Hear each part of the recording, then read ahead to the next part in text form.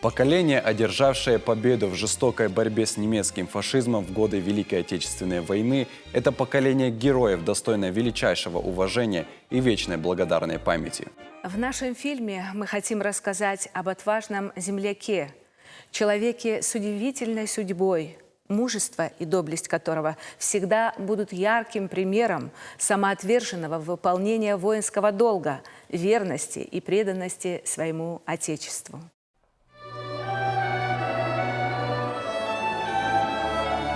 Вот что такое Родина, да? Леса, поля, реки, горы или люди. Что чаще на ум приходит человеку, когда вспоминаешь те места, где родился, где рос, где воспитывался. Мы, послевоенные дети, учились на примерах старших. Одним из таких был незабываемый человек, который свою жизнь посвятил служению, я бы сказал прямо. Как воин, как воспитатель в дальнейшем. Это был Данил Тавитов. О нем можно бесконечно говорить и только положительное. И когда он пришел к нам в класс, то очень трудно представить себе то завораживающее влияние на нас. Интеллигент, хастолог, ашкохтлог, адамарзон, бакашлог. Тогдай струна граде тихатса судай. Гаунги курация да вадаваштела каскабай зайда. Я хам федал цалагаттай. Ваханлак тарайгур, ваханлак ташеражуй. Ма шазанхон царге. Шаулаган харджинадыч шакка кота. Вождан джинадый, жундай кауры чухай. Бунтонгажду кафе ваханлак тафауй. Ма махма тают тему какма. Ваханлагаты тают это кайфур Данил. Родился Данил в 1916 году в селении Тавитово Махчевского района в многодетной крестьянской семье Така и Сахар Тавитовых. Махандарайгуран аматиговой. Урдиба таютек айтук обещалте жаурбеге жан хабалхатта. А таютте орда машлерданса. Маишей таюттигау. Кабара шухтараваны вахаче сармахур варспыл таюттигау. Ма явнак жинжинадей маттай майма. Вардун на жилде воздурн. Майма кенза бахпал хаштун, са бахпал майк охпал хоца геок охай дона был хостинек охай ба кенжи чонг был хосте май. Яцек охпал хоца киатта ея. Май вот тема ишхонида. Тают там. Мах таютти кубуспал нахватта цардан. Шинатай ши дуга хазаримат гаш хунгадар кота аул Тавитовых. Махи урди геомаралерданса. Даниэл дар хон хирай гурдай манфида дар зозе кадар шеш. Замирай фастана, замира сурхтигори райкурте.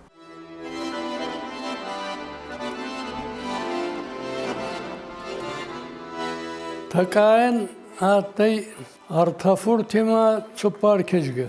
31 год ралигдан хонгпастай сурхтигорама така ацавати хат ралигдай хардама. Ета аттанса адамарзон хабар. Сугалланта беравар стонца, ахургангу тайк стонца, Даниэлдар довкадар, машабонидар бера аданта бозанца. Довка мен ахурганактараттай, хабар харзадай магаттай, рохсагот. Нечевгау кота ахазари Петр капалтамератти да масанам намада бамая кактараканда. О, я доволен был. Така, будучи образованным человеком, мечтал, чтобы его дети тоже получили образование. Старший сын Беслан после окончания исторического факультета Северо-Осетинского государственного педагогического института преподавал историю, был завучем в школе. Второй сын Георгий окончил Краснодарский мединститут. Две старшие дочери Самати и Довка получили педагогическое образование и работали учителями младших начальных классов. Доктор ба кутфазаванца, ата Бога врач зага хиотате. Мамерацеванца гурдей касагай. Осра курта, ма индуга кизги сантасте, тахохти кизгара курта, годуже институт вацей, мединститут Краснодаре. Даниэл Хестер Георгий, штур доктор аттай. Майм байзадай дуга кизги. Роза мазоя, роза 38-й, зоя 40-й. Матавит де Данила масанят. Ече дуа кизге, кудис хастонца. Ой, история мабаха сунангрежи. Ета Сезар некадаттанца. Саняттар амаса Данилдар хеутемейс хастонца. İkinci derse hiç kadar vartınız. Yega şey bununla bavu mahaçı bun yeteder şahifi de der yer okunuş fal Daniel der sumara şahifi dattı. Okan kadın kanunca. Из 7 детей Данил, герой нашего фильма, был самым младшим. Он учился в Фаснальской средней школе. Затем, когда семья переехала в селение Сурхдигара, окончил 2-годичные курсы рабочего факультета и начал работать учителем в средней школе Сурхдигары. Был учителем математики, черчения и рисования. А до этого 15-летним подростком работал с жителями села по ликвидации безграмотности, учил их читать и писать. Поступил на заочное отделение физико-математического факультета Северо-Остинского государственного педагогического института имени Коста Хитагурова. Ахурма он особенно математику арста, рисовать любил, танцевать любил, прыгать любил, шутки любил. Во всем он был с юмором. Всякие кружки он организовал. Танц-кружок, хор-кружок.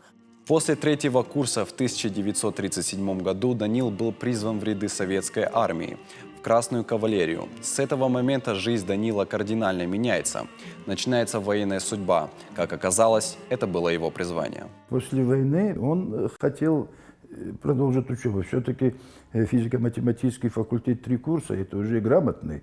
И он хотел поступить, значит, в военную академию. И он бы поступил, потому что знаний, столько у него знаний было.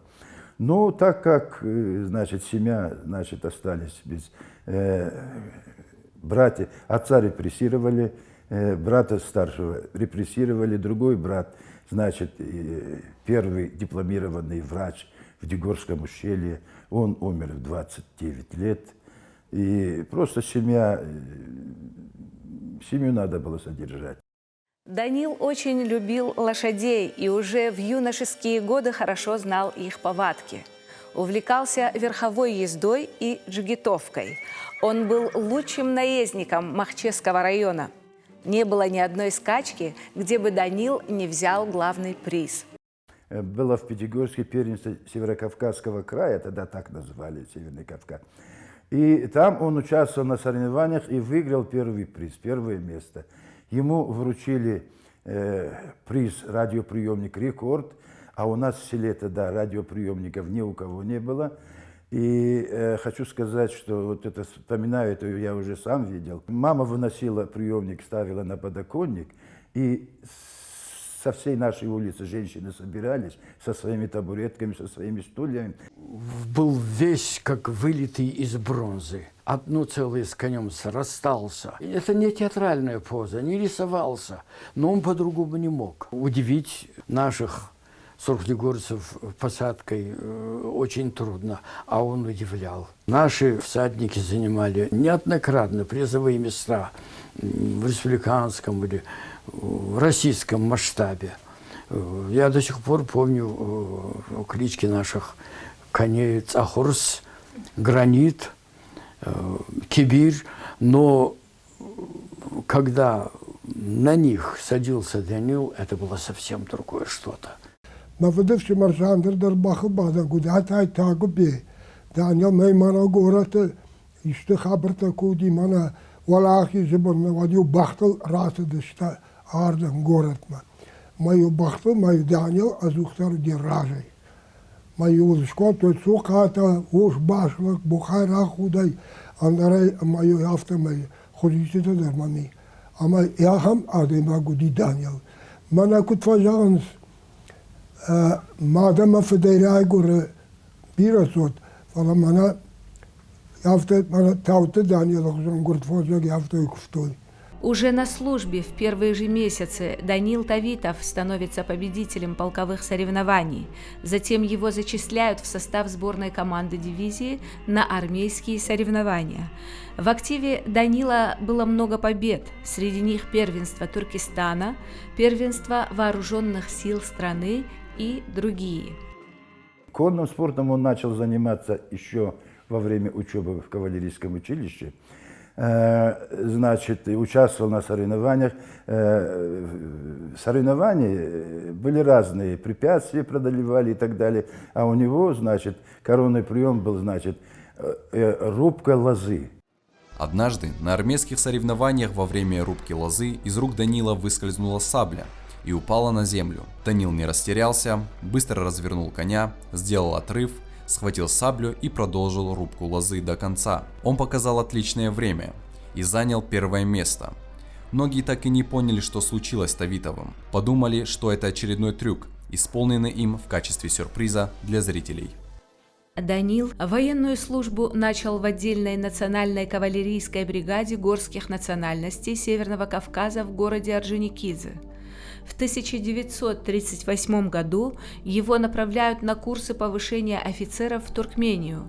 После их окончания Тавитова назначили начальником полковой школы при штабе ВКГ дивизии 18 в городе Кушке. Защищая дальние рубежи нашей родины на границе с Афганистаном, нашим эскадронам приходилось сражаться с афганскими душманами. Прохождение службы в суровых условиях способствовали закалке боевого духа, выносливости и стойкости. Когда отец закончил училище кавалерийское, его направили туда, и он стал командиром полуэскадрона. А через некоторое время прислали к ним командира эскадрона. Они были лейтенантами, а это уже старшего лейтенанта.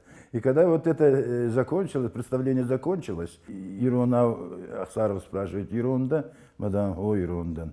И вот они начали вместе служить. Ахсаров был командиром полного эскадрона, а отец был командиром полуэскадрона. И вот они вместе, значит, подружились и так далее. И на войну под Москву вместе они ушли на войну. Первое ранение Энвер получил 3 миллиметров от сердца. И он, короче, видимо, по мягким тканям вот пуля прошла. И отец его выхаживал вот это короткое время, недели 2 или 3. И потом снова он стал командовать своим подразделением. Ну, они, как у нашего осетин бывает, названными братьями стали. Великая Отечественная война застала Данила в этом же городе. Он был назначен командиром 9-го отдельного эскадрона 46-го кавалерийского полка 18-й горно-кавалерийской дивизии. Германская армия устремилась на Москву. Немцы разработали план захвата столицы под названием «Тайфун». Свою превосходящую мощь расположили на подступах во всех направлениях, рассчитывая на внезапность. Противнику удалось захватить Клин, Светлогорск и другие населенные пункты.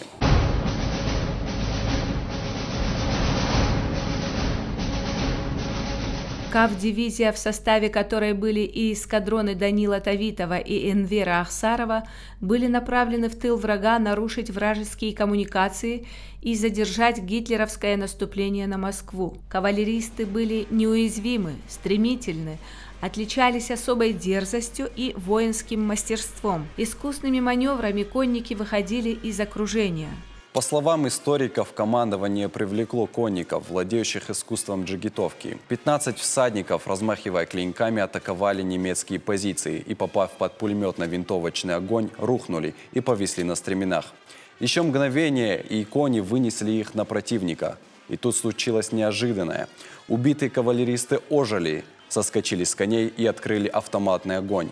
Стали забрасывать гранатами.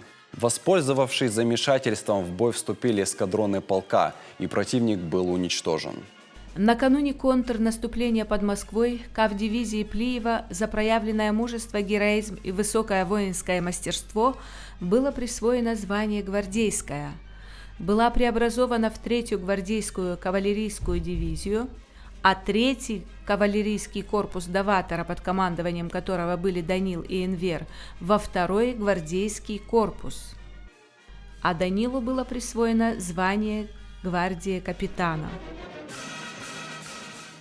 В Второе контрнаступление 6 декабря 1941 года стало поворотным пунктом в истории Великой Отечественной войны.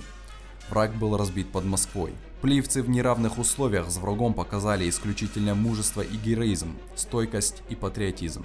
Преодолевая природные преграды, снежный покров в 1 метр, лесные заросли наносили врагу огромный урон по живой силе и технике.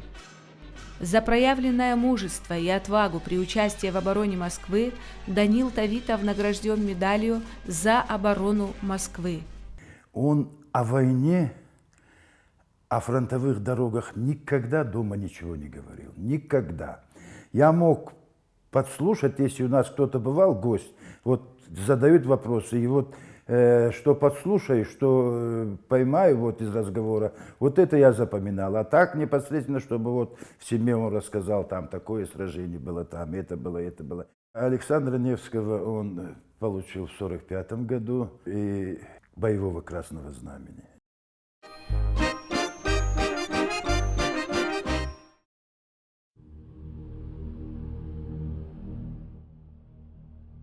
Как-то, выполняя очередное задание, конники попали в окружение. Нужно было прорваться к линии фронта, к своим. Был дан приказ выходить из окружения ночью, небольшими группами.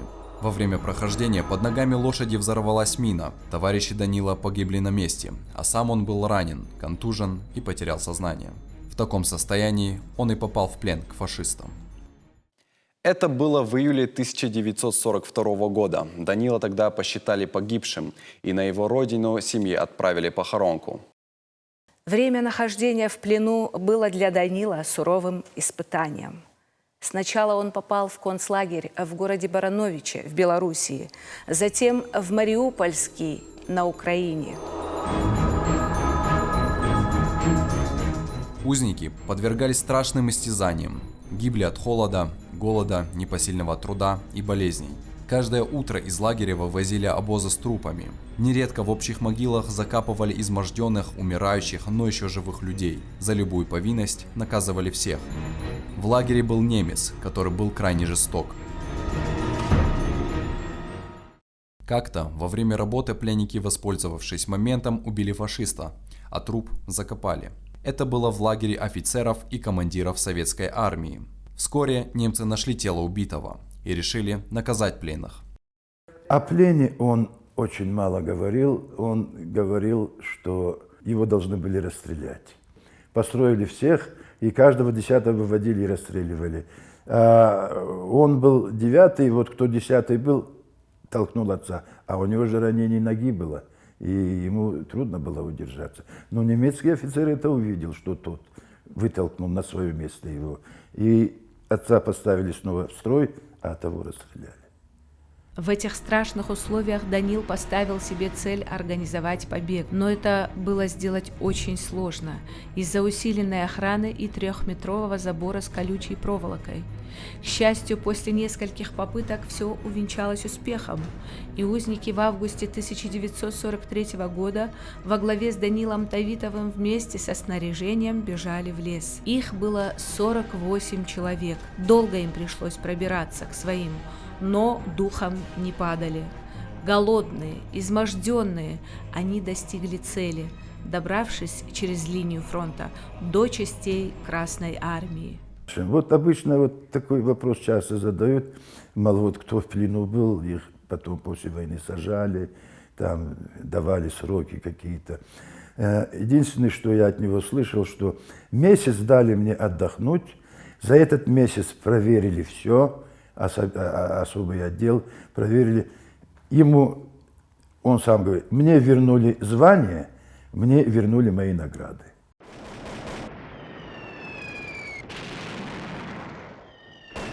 23 октября 1943 года Даниил Тавитов был ранен в челюсть. Его спасли 2 наших земляка – Агубе Бесолов из Алагира и Хаджимурат Оказов из Синдзикау, которые ползком тащили его на себе всю ночь. Ранение было тяжелое, и Данила направили в госпиталь в город Челябинск. И вдруг в феврале месяце мы получаем письмо с фотографией больницы. Чуть погодя, Данил поехал в Москву, чтобы поступить в высшую кавалерийскую школу. После окончания Тавитова в числе 80 офицеров направили в конно-механизированную группу войск генерала Исы Плиева, где был назначен командиром эскадрона в составе 2-го Украинского фронта. Здесь Данил встретился с земляком Александром Бедоевым из селения Хумалак. Бедоев докладывал командиру о прибытии. Командир Тавитов прервал его и на осетинском горячо поприветствовал земляка. Они стали друзьями и вместе воевали до конца войны. Потом, на венгерской земле, когда под лошадью Данила взорвалась мина и Данил был ранен, Александр тащил его на себе до санчасти и спас командиру жизнь. Александр и Данил стали побратимами.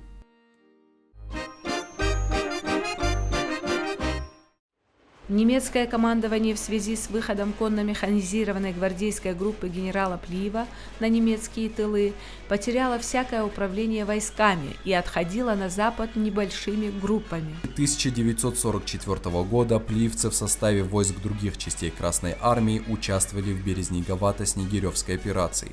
Это был настоящий подвиг, о котором сообщалось в сводках Совинформбюро. Данил часто вспоминал страшную переправу на противоположный берег Южного Буга. Стояла весенняя распутица, холод и ненастье.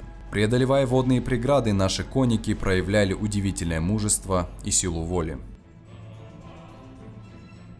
Конная дивизия вышла на подступы города Одессы, и благодаря успешной операции 10 апреля город был освобожден от захватчиков. В своих воспоминаниях немецкий фельдмаршал писал: группа Плиева нанесла удар по самой чувствительной точке системы обороны, который был неожиданной для немецкого командования. Дальше первая гвардейская конно-механизированная группа войск Исы Плиева провела рейдовые операции в Польше, Румынии, Венгрии, Австрии и Чехословакии. Предстояла Дебреценская операция, ожесточенные наступательные операции советских войск на территории Венгрии. Это был последний союзник Германии в Европе. В результате ожесточенных боев с 6 по 28 октября 1944 года основная часть территории Венгрии была очищена от захватчиков. Многие были награждены медалями. В начале декабря, преодолевая упорное сопротивление немцев с воздуха и с земли, группой Плиева был освобожден город Брно, который немцы превратили в мощный оборонительный рубеж. В принципе, то, что он войну закончил в Чехословакии, что вот Плиев в своей книге, где пишет, что, значит, офицеры и солдаты под баян играли лезгинку, и Плиев вышел и станцевал. Вот в этой группе отец тоже был. Они станцевали, а потом, значит, тот на машине на Виллисе проезжал, и он вышел и тоже станцевал. И какую-то фразу сказал, я честно не помню, «Иштыма жонун, иштыма мавай», вот такое что-то, да. На этом закончились боевые дороги Данила Тавитова. В семье сохранилась фотография, на обратной стороне которой было написано «10 мая на окраине Праги». Данил Такаевич Тавитов демобилизовался в январе 1946 года. Все односельчане, родственники были удивлены, ведь на него получили похоронку, о которой не знала только семья. Нужно было поднимать село. Весной Данил организовал полеводческую бригаду из 40 фронтовиков села, которую сам и возглавил. Они трудились на кукурузных полях колхоза имени Гитоева, косили сено.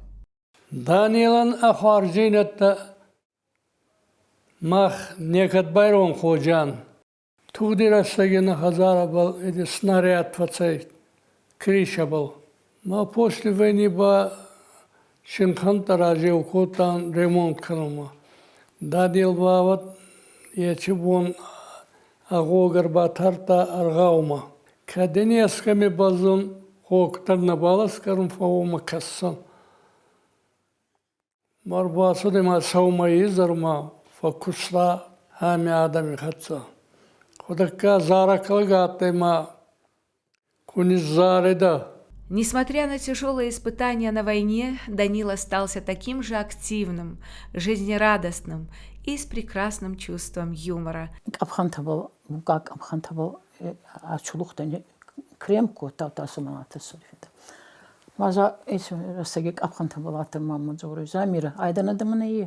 Mazafa medak madeni radab. Mai radab to naidanma. Amechkani. Ata bu markhizai mama arkasai. Несюни, да хени камюни. Мандама слух марксай. Масагида слух. И вот аккуратно я ты школа модал, который в военной форме цвета. Если он выходил на улицу, он выходил вот с иголочки одетым. Причем понятно было, какое время после войны. И второго-то пиджака, наверное, не было. У него все вот военного или полувоенного образца, китель какой-то и так далее. Но они были безукоризненные, чистые и так далее. Наше село, так, грязи было очень много, особенно поздней осенью, ранней весной. Но вот в школу мы ходили, а у него были такие сапоги с белым рантом. И вот по одной и той же дороге мы ходили, значит, в школу. Он туда пошел, обратно пришел, у него все чисто, а я приходил грязный, он говорит, ну мы же по одной и той же дороге шли, ну посмотри, на кого ты похож.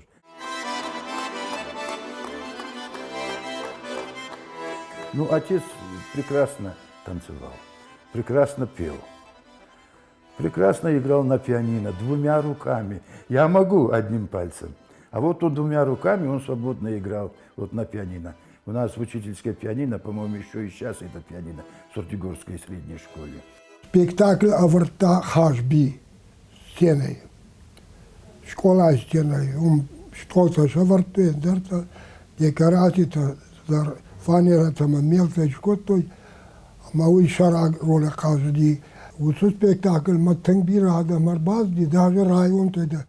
Даниил Хазбияты, хозяйстве Раиса, Ямбал. Я помню, катажгаса, нахизузы бектор, забайти Георгидар, цак отисаулактор. Вот ахваргастама, все в зале плакали. Когда он погиб, вот, все плакали в зале. После войны Данил сделал предложение Санят Ацеевой, дочери Георгия Ацеева из Моздока. Штури хастафауи харз фиди цаватбал. Ма ацават сатурус абуммани руахтунца. Хабар харз хасунца Даниэли авторитет буммани камер руахтунца. В сентябре 1946 года Данил стал работать учителем начальной военной подготовки. Учащиеся ребята восхищались его военной выправкой, стройностью. Несмотря на строгость, он одновременно был необыкновенно добрым. Именно таким вспоминают его ученики.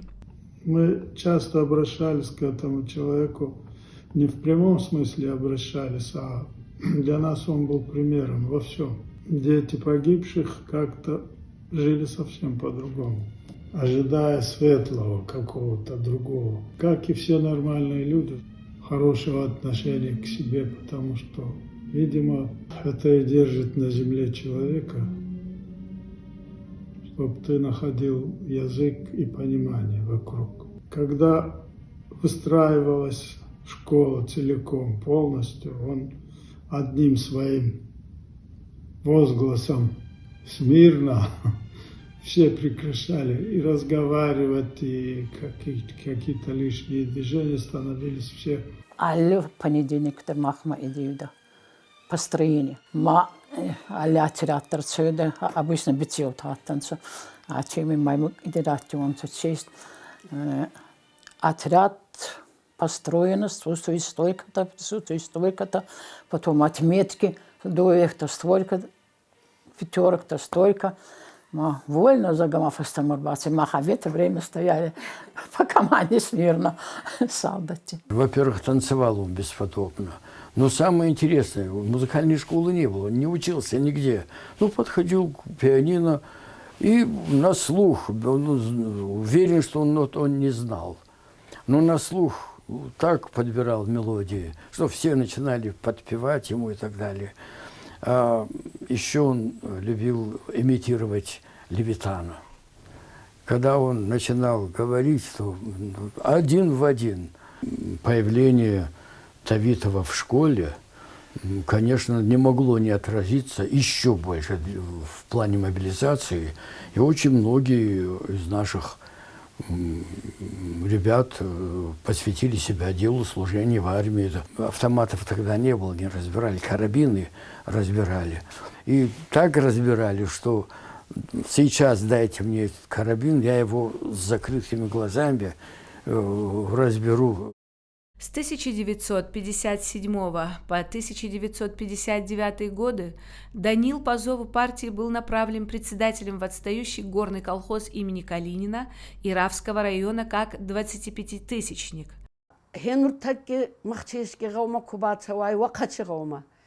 Хеот ма макари манай хештер Даниили кафас марта.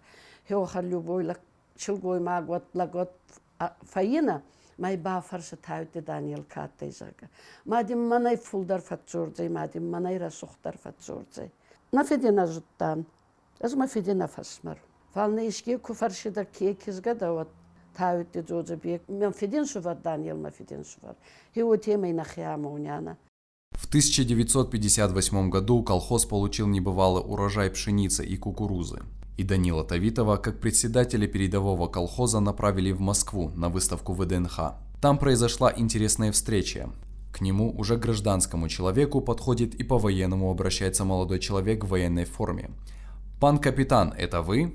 Данил удивился, улыбнулся и со свойственным ему юмором ответил: «Пан нет, а капитан да». Данил не сразу узнал в молодом человеке того мальчишку из чехословацкого Брно, в доме которого они остановились, и который помогал им, поднося боеприпасы. Они очень тепло общались. Тот мальчишка стал военным музыкантом, старшим лейтенантом. Потом они переписывались. В семейном архиве Тавитовых сохранилось письмо Данилу, в котором чехословацкий парень очень тепло вспоминал солдат и офицеров Красной Армии. В 1960 году Данил уволился по состоянию здоровья. Семья Данила Тавитова переехала на новое место жительства, в город Орджоникидзе. Здесь он трудился на разных ответственных должностях. Он для меня останется примером истинного осетина, истинного воина и истинного педагога на все времена, пока я живой. Я бы очень хотел, чтобы одна из центральных улиц называлась его именем. Данила Тавитова не стало 23 сентября 1977 года. Ему был 61 год.